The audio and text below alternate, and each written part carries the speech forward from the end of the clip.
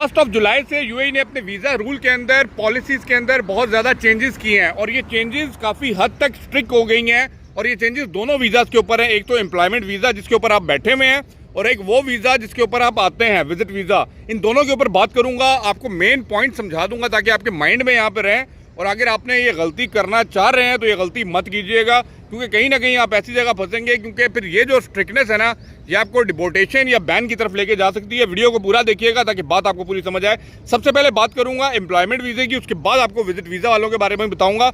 Employment visa क्या होता है भाई? आपको किसी एम्प्लॉयर ने वीज़ा दिया है, पहले तो वो वीज़ा पेस्ट होता था आपके पासपोर्ट के ऊपर।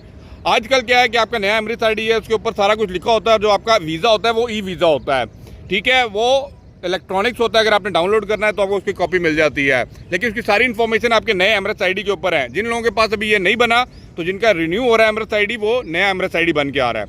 अब सबसे इंपॉर्टेंट चीज़ यहाँ पे क्या है कि पहले क्या होता था कि थोड़ा सा हमें ग्रेस पीरियड, रिलैक्सेशन ज़्यादा मिल जाती थी। जब भी हमारा कॉन्ट्रैक्ट खत्म होता है ना किसी भी कंट्री, किसी भी कंपनी के साथ, तो क्या होता है कि कंपनी आपका कॉन्ट्रैक्ट को रिन्यू करती है या आपको कैंसिल करती है। इंपॉर्टेंट बात है। अब यहाँ पे दो कंडीशंस हैं, या तो आपने कंटिन्यू करना है उसी कंपनी के साथ, या तो आपने उस कंपनी को छोड़ के जाना है, मुल्क वापस जाना है, या आपने कंपनी चेंज करनी है, कैंसिलेशन करवानी है।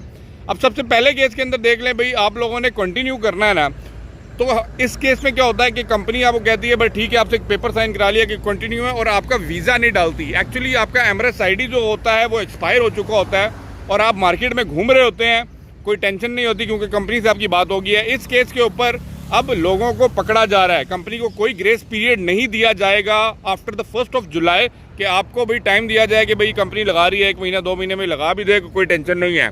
सेकंड केस के ऊपर अगर आप कैंसिलेशन जा रहे हैं, मुल्क वापस जा रहे हैं, कैंसिल करवा के किसी और कंपनी में जा रहे हैं, तो मेक श्योर करें कि आप जिस दिन वहाँ से छोड़ें आपका कैंसिलेशन प्रोसेस हो, क्योंकि जिस दिन कैंसिलेशन प्रोसेस हो जाता है आपके पास 28 डेज होते हैं यूएई के अंदर, either to switch the job और लीव द कंट्री, ठीक है।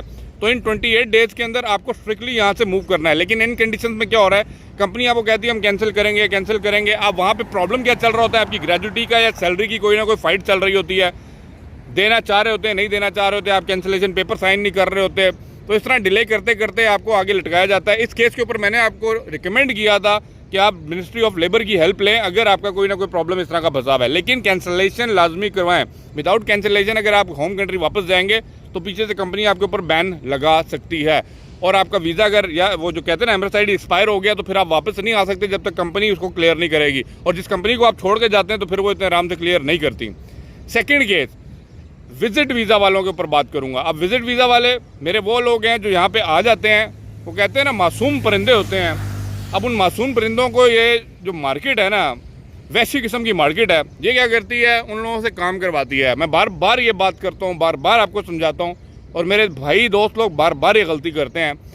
अब विजिट वीज़ा के ऊपर कंपनी में ज्वाइनिंग तो कर लेते हैं, मैं मानता हूँ टाइम लगता है, 1 हफ्ता 2 हफ्ता आपसे पहले तो वो ट्रायल कराएंगे, उसके बाद आपका कोटा शोटा रिफ्रेश करेंगे, उसके बाद आपका वीज़ा कहीं डालेंगे, एमरेट्स ID अप्लाई करेंगे, मेडिकल करवाएंगे। इन सारे प्रोसेस के ऊपर टाइम लगता है, मैं मानता हूँ। आपको बताया अगर ट्रायल भी देना है तो मैक्सिमम 2 वीक्स का ट्रायल देंगे और उसके बाद अपना वीज़ा प्रोसेसिंग के लिए चालू करेंगे काम।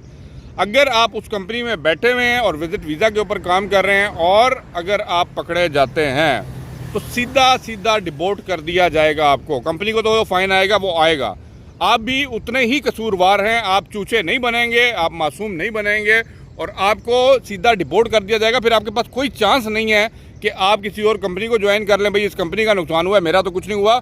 नहीं, वो बंदा जिम्मेदार है। मैं ये बात बार बार कर रहा हूँ कि भाई आपको खुद इस चीज़ की रिस्पॉन्सिबिलिटी लेनी है कि भाई मैक्सिमम 2 वीक्स अगर ट्रायल कर भी लिया है ना, तो उसके बाद अपना वीज़ा प्रोसेस करवाएं।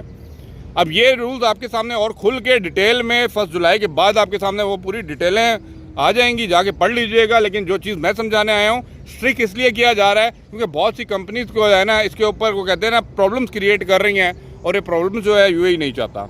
मिलते हैं अगले व्लॉग में। यहाँ पे कुछ भी हो सकता है, बट जो भी होगा आपके पते का होगा।